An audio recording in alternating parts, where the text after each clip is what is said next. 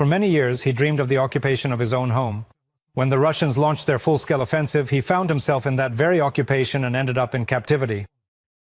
Next is the story of our colleague Dmytro Khilyuk, a correspondent for the news agency Unian. In the very first days of the full-scale invasion, the Russians entered his village, and just 2 weeks later, they took Dmytro as a prisoner to jail. He was only able to be freed this year on Independence Day. But Dmytro Khilyuk told TSN correspondent Maryana Bukhan about everything he experienced over the past 3.5 years. Even before captivity, for about 3 to 5 years, I kept having the same dream. That somewhere around here, a fence had fallen, or rather, there was no fence at all.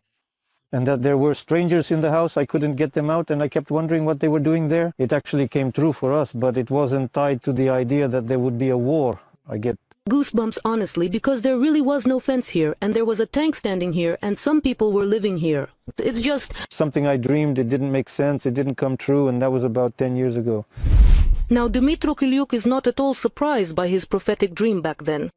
We're walking through his native village of Kozarovichi in the Kiev region. The last time he walked here so freely was more than 3.5 years ago, at the very beginning of the full-scale war. It was such a shock. Such a lack of understanding of the situation, because my village, my homeland, my corner of the world had always been an absolutely safe place for me. And then, suddenly out of nowhere, some people grab you like a bolt from the blue. That's how Dmytro remembers March 3rd, 2022. By then, the Russians had already entered his village. The Ukrainian army, while shelling them, accidentally hit Dmytro's house, and then the occupiers took him and his father away. They brought them here, to an industrial facility that at the time had been turned into a temporary prison.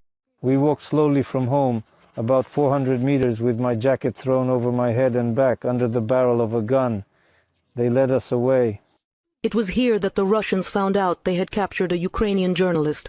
For 2 weeks in captivity, the occupiers moved Dmytro from prison to prison in different settlements across the Kiev region.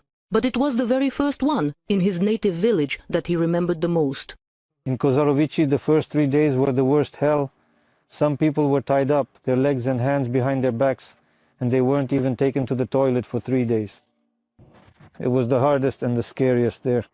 By mid-March, he and the other prisoners were transported to neighboring Belarus. Before that, Dmytro had a conversation with one of the Russians, after which he understood. He wouldn't see his home anytime soon. He told us, maybe they'll let you go, maybe they won't. He said, if the FSB officers call you in, try to ask them to let you go.